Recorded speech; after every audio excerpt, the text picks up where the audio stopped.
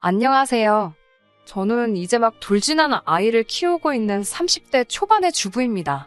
좀 전까지 아파서 울다가 간신히 약 먹고 잠든 우리 딸을 보고 있자니 또 한 번 속상한 마음도 들고 시댁 식구들이 너무나 원망스럽습니다.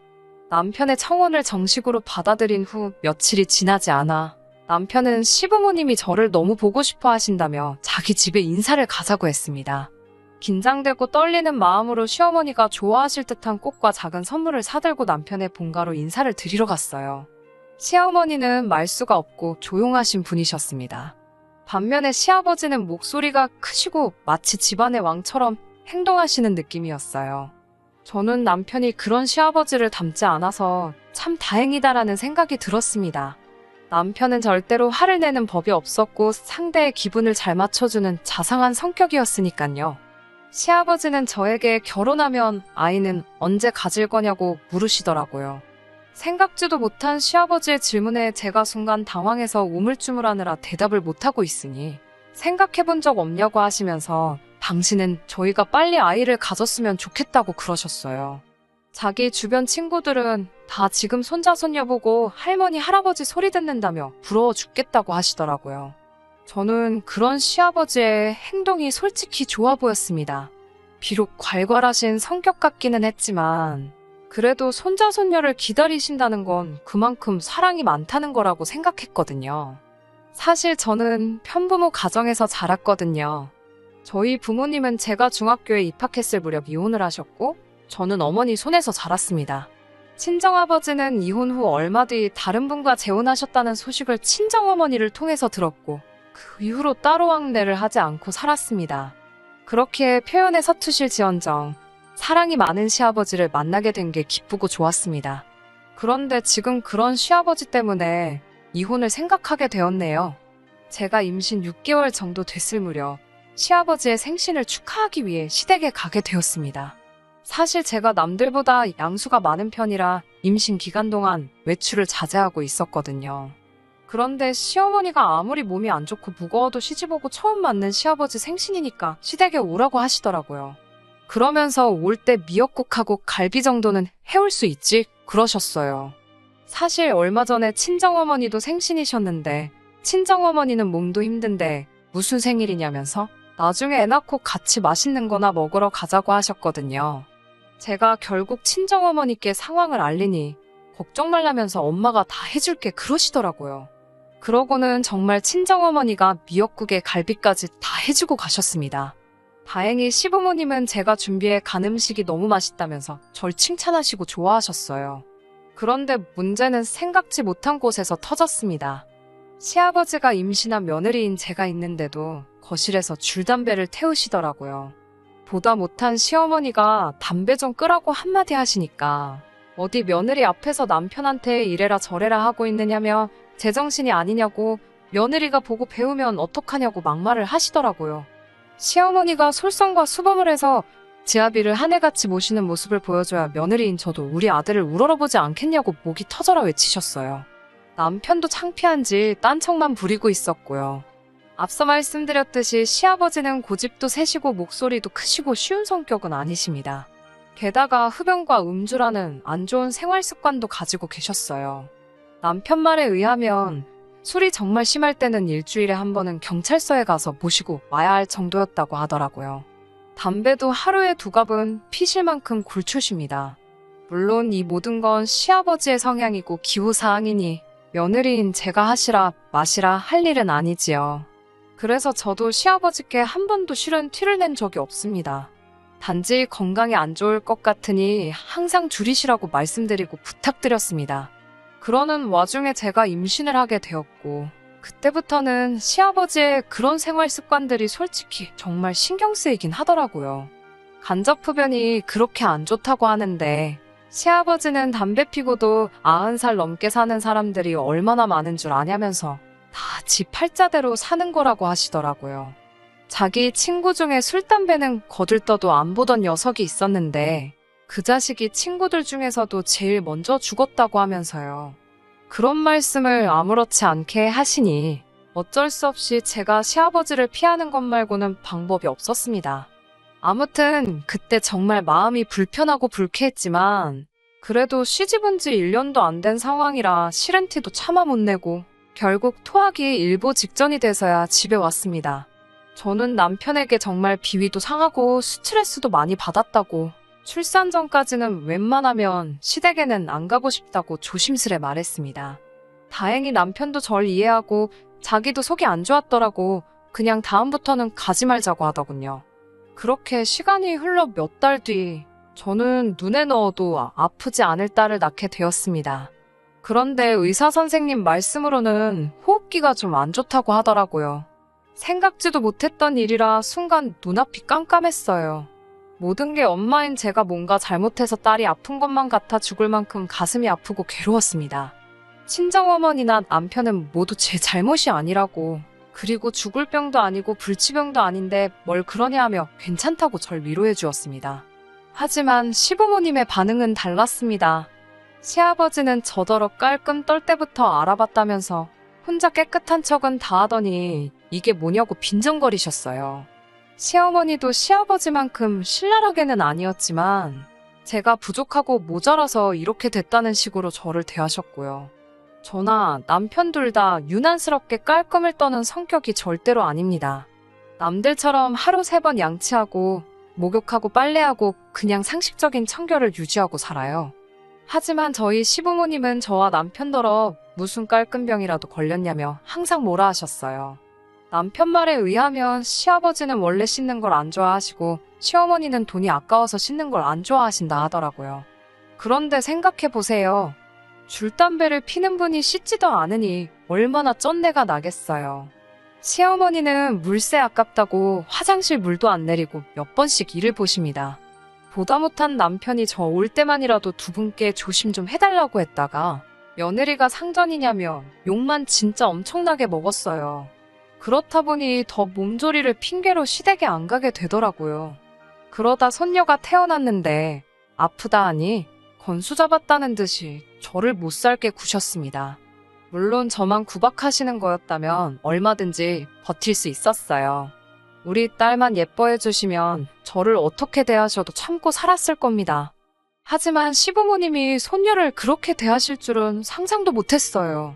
시아버지는 손녀인 저희 딸을 정말 예뻐해 주셨는데 그 방식이 잘못돼도 한참 잘못되어 있었습니다. 제가 호흡기가 안 좋은 아이라고 조심해 주셔야 한다고 몇 번을 당부드렸는데도 제 이야기는 귓등으로도 듣는 척을 안 하셨어요. 저는 닿지 않은 손으로는 딸은 고사하고 딸이 누워있는 이불 끝터리도 건들지 않았어요. 정말 남편 표현을 빌자면 딸이 누워있는 자리를 기점으로 반경 1m는 접근 금지였습니다. 게다가 아직도 코로나에 걸린 환자들이 나오고 있었으니 제가 예민하게 반응할 수밖에 없었어요. 그런데 시아버지는 제가 그러는 걸 뻔히 아시면서도 개의치 않으시고 툭하면 저희 집에 오셨습니다. 지난번에는 시아버지가 대낮에 연락도 없이 집에 오셨어요. 신발을 벗기가 무섭게 아기 침대로 돌진을 하시길래 제가 손 씻으시라고 난리를 쳤어요. 그러자 들릴 듯 말 듯 뭐라 하시면서 맹물에 손을 씻는 둥 마는 둥 하시고는 아이를 침대에서 안아 올리셨어요. 주스 한 잔 내어드리려고 부엌에 간 사이에 시아버지는 저희 딸을 소파 위에 눕히고 볼을 깨무시고 난리가 났더군요. 저는 깜짝 놀라서 시아버지한테서 딸애를 빼앗았습니다. 지금 뭐 하시는 거냐고 애한테 위생 상태가 얼마나 중요한지 모르시냐고 했더니 시아버지가 위생 상태 지금 내가 더럽다는 거냐 라고 하시면서 갑자기 저에게 욕을 하시더라고요. 그러면서 옛날에는 흙 먹고도 다 건강하게 컸다면서 제가 오히려 과잉 보호를 하니까 애가 약해 빠졌다는 거예요. 저는 시아버지의 폭언에도 끝까지 내 딸한테 손대지 마시라고 소리쳤어요. 그러자 네가 뭔데 내가 내 손녀를 바라말하냐며 저더러 무슨 자격이냐고 물으시는 거예요.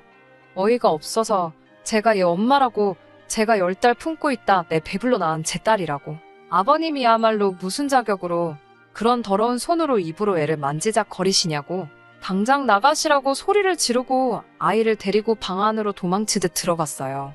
시아버지는 방문을 두들기며 당장 손녀 내놓으라고 소리를 지르는데 얼마나 세게 두들기는지 혹시라도 방문이 박살나는 건 아닌가 너무 무섭고 공포스러웠습니다. 저는 남편에게 전화를 해 빨리 집으로 오라고 했고 1시간이 채 되지 않아서 남편이 집에 도착했어요. 딸은 울다가 지쳐 잠이 들어 있었고 저는 저대로 넋이 나가 있었어요. 남편이 온 걸 확인하자 제 다리가 풀리더라고요. 그러고 거실에 살며시 나와보니 시아버지는 소파에 널브러져 주무시고 계셨습니다. 그제서야 시아버지한테서 술 냄새가 난다는 걸 알아차렸네요. 술에 떡이 된 시아버지를 차마 내쫓을 수도 없고 그래서 그냥 이불 하나 덮어드리고 저희도 일찍 잠이 들었습니다. 그리고는 정말 황당한 일을 겪었습니다. 낮에 일 때문인지 잠이 오질 않아서 잠을 설치고 있는데 저희 방문이 스흥 열리더라고요. 시아버지가 저희 방에 몰래 들어온 거였어요. 저는 황당해서 순간 뭐 하시는 거냐고 말도 못하고 상황을 지켜만 보고 있었습니다. 시아버지는 잠든 저희 딸을 살짝 들어올려 방 밖으로 데리고 나가셨어요. 제가 옆에서 아무것도 모르고 잠든 남편을 흔들어 깨워서 지금 아버님이 몰래 애 데리고 거실로 나가셨다고 빨리 일어나라고 했어요. 그리고 얼른 방문을 열고 나갔더니 아까 나처럼 또 시아버지가 저희 딸을 안고 볼을 깨물려 하고 계셨어요. 그 광경을 본 남편도 황당했는지 시아버지로부터 애를 빼앗아 들고는 아버지 진짜 왜 이러시는 거예요? 라고 하니까 대체 니들이 뭔데 내가 내 손녀도 못 만지게 하냐며 욕을 하셨습니다. 결국 남편이 시아버지를 강제로 집 밖으로 밀어내 시댁으로 모셔다 드리고 왔어요.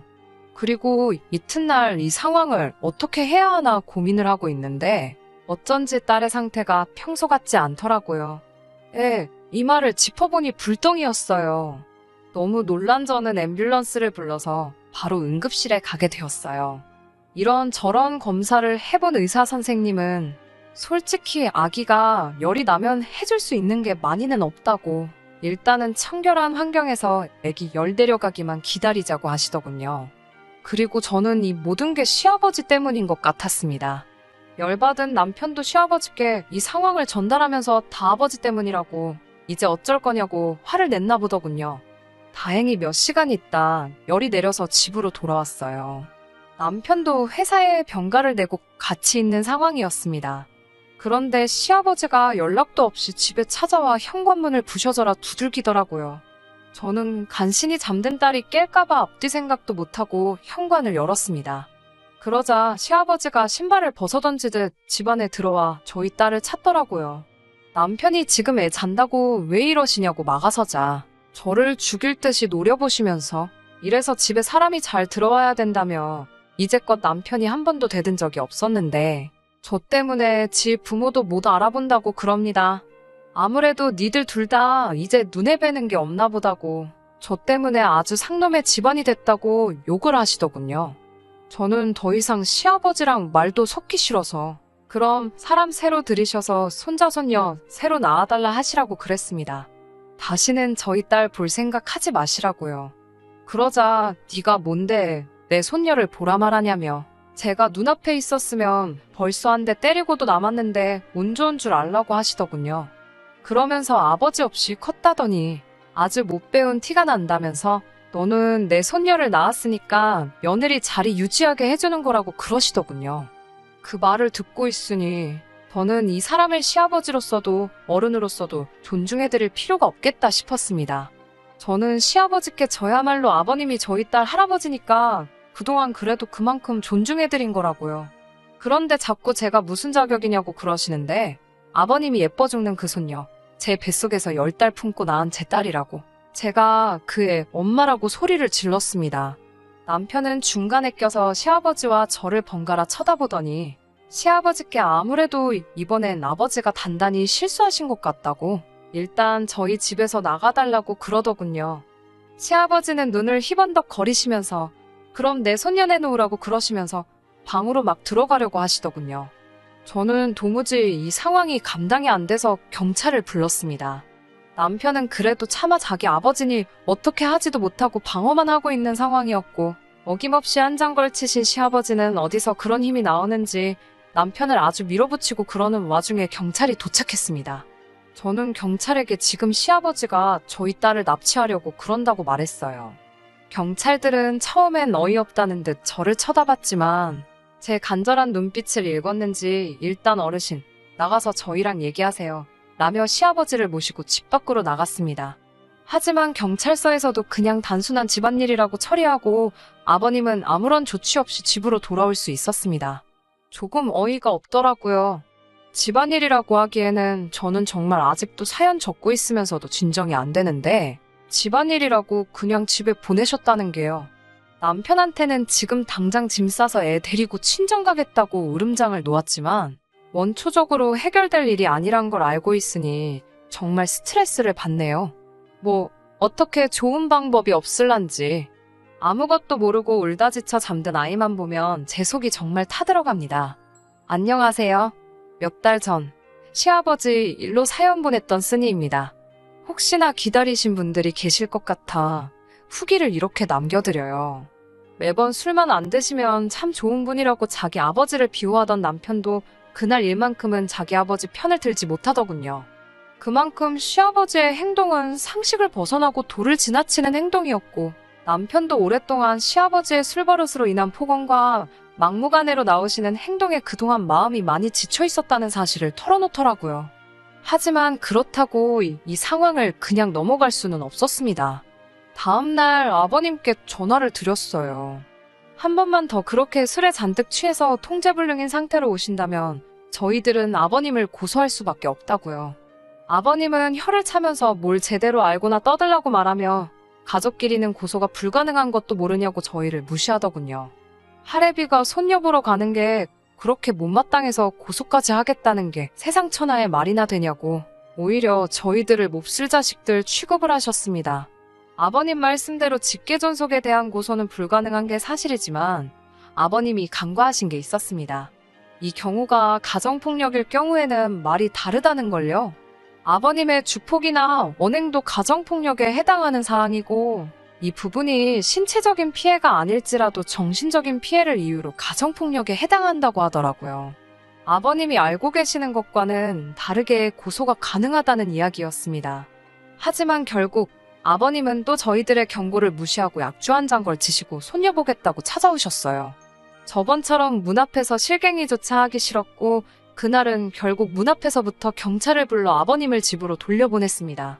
물론 곱게 돌아가진 않으셨죠. 정말 여태껏 아버님께 들어본 욕 중에서 가장 심한 욕을 들어야만 했습니다. 이웃들 보기에도 창피하더라고요. 시아버지 경찰 불러서 데려가게 하는 모습을 동네방네 보여줘야 했으니까요.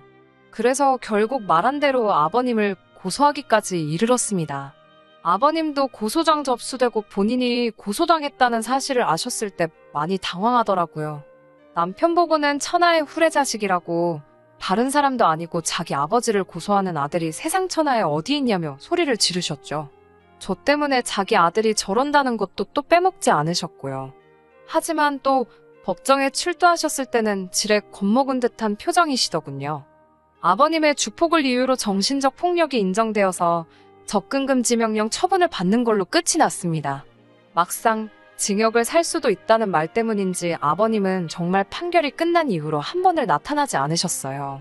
남편은 자기 아버지를 고소했다는 이유로 한동안 맘고생이 엄청 심했습니다. 그래도 지켜야 할 아이와 제가 있으니 언제까지 아버지의 주폭 속에서 살 수 없다고 이 상황을 벗어날 수 있게 자기도 마음 굳게 먹겠다고 약속하더군요. 정말 처음으로 보여준 듬직하고 믿음직스러운 모습이었습니다. 남편의 변화처럼 저희들 인생의 변화도 금세 찾아왔습니다. 판결로부터 몇 달 뒤인 최근 어머님께 걸려온 전화로부터 시작되었어요. 아버님이 저희한테 꼭 하고 싶은 이야기가 있어서 그러는데 잠깐이라도 시간 좀 내주면 안 되겠느냐고요. 어머님이 저희에게 직접 연락하신 이유는 접근금지 명령 때문에 아버님은 저희한테 유선상으로도 연락이 허용되지 않았거든요. 판결상 피해자인 저희였기 때문에 접근금지 처분을 받은 아버님을 만나는 것은 저희에게는 커다란 제약이 되지 않았습니다. 고소한 걸 이유로 저희를 두 번 다시 안 볼 것처럼 행동하더니 이제 와서 저희를 왜 보자고 하는지 의아하더라고요. 아버님은 저희를 보자마자 고개 숙여 지난 날들의 일을 사과부터 하셨습니다. 참 의외였습니다. 그 고집세고 자존심 강한 시아버지가 잘못을 인정하고 저희에게 사과한다는 게요. 접근금지 명령을 받고는 처음에 저희에게 화가 많이 났던 건 사실이라고 하셨습니다. 손녀딸은 보고 싶은데 갈 수가 없으니 그게 참 원망스러웠다고 하네요. 그런데 그 원망이 하루가 지나고 이틀이 지나고 하면서 저희가 오죽했으면 아버지를 고소하면서까지 근처에 오지도 못하게 했을까 하는 생각이 들었다고 합니다. 그리고 그때부터 노력해서 지금은 담배도 끊었고 술은 진작에 끊었다면서 자신에게 한 번만 더 기회를 달라고 부탁하시더라고요. 원한다면 당장 병원에 가서 몸에 남아있는 잔존 알코올이나 니코틴 검사까지 해서 자기 말이 거짓인지 사실인지 보여주겠다고 하셨습니다. 아버님에게서 진심이 느껴졌어요. 어머님도 아버님 말에 거짓이 없다고 정말 술, 담배 끊으신 지도 한참 되었다며 이제 그만 정상적인 가족으로 돌아갈 수 없겠냐고 간곡히 부탁하셨습니다. 제 결정이 가장 중요하긴 하지만 이 상황을 제가 결론 짓기에는 사실 며느리라는 제 위치상 어려운 부분이 있었어요. 남편은 이런 저의 고민을 눈치라도 챈 건지 나서서 상황을 정리해 주더라고요. 아버님 앞으로 걸려있는 접근금지 명령은 해제하지 않을 것이다. 하지만 아이가 보고 싶어 찾아오시는 부분에 대해서는 우리도 아버님을 문전박대하고 싶은 마음은 없다고. 진짜로 아버님이 술, 담배에 더 이상 손을 대지 않으시고 우리 부부, 특히 며느리인 저를 인격적으로 대우해 주실 때 그때가 되면 접근금지 명령을 풀도록 하겠다고요. 제 마음을 읽기라도 한 건지 제가 하고 싶은 대답을 그대로 읊어주니 제가 사람 하나는 제대로 봤다는 생각까지 들었어요. 그리고 아버님이 저희 앞에 사과한 날을 기점으로 한 달에 2-3번씩은 저희 집에 오셔서 손녀딸 보고 가십니다. 청결하게 하시고 멀끔하게 멋까지 내시고 오세요. 그렇게 깔끔하게 오시는데도 저희 집에 도착하시면 아이 보러 가기 전에 화장실 먼저 들려서 손부터 박박 씻고 나오십니다. 이제 정상적인 가정으로 돌아온 것 같은 느낌이 들어요. 사실 아버님께 시달리며 이혼을 생각하지 않은 것도 아닌데 제가 편부모 가정에서 자라서 그런지 제 딸도 저처럼 아버지 없이 자라기를 원하지 않았어요. 아버님도 손녀딸 엄청 챙기시고 사실 술이 들어갔을 때를 제외하고는 참 좋으신 분이란 것도 알고 있습니다. 이제 더 이상 그동안 고통받았던 일로 또다시 스트레스 받을 일이 없을 거라 믿어요. 접근금지 명령은 끝날 때까지 유지시킬 생각이지만 저는 이번 일을 계기로 우리 가족이 한층 더 행복에 가까워졌다고 믿어 의심치 않습니다. 적어도 남편이 제 옆에서 든든히 제 편이 되어준다면 더 이상 걱정할 일은 없을 것 같아요. 결혼이 서로 다른 두 가정이 만나는 거고 그 안에 얼마나 서로 다른 사람들이 관련되어 있는지 여러분 다들 아시잖아요. 저희는 다른 가정보다 시간이 조금 더 필요한 것뿐이라 믿고 지금 당장은 딸만 생각하고 딸을 위해 살아보려고 합니다. 후기 기다려주시며 자기 일처럼 같이 분노해주셨던 분들께도 모두 감사드립니다. 끝까지 들어주셔서 감사합니다. 오늘의 사연은 여기까지입니다. 구독과 좋아요, 알람 설정 부탁드리고 더 좋은 사연으로 다시 찾아뵙겠습니다. 감사합니다.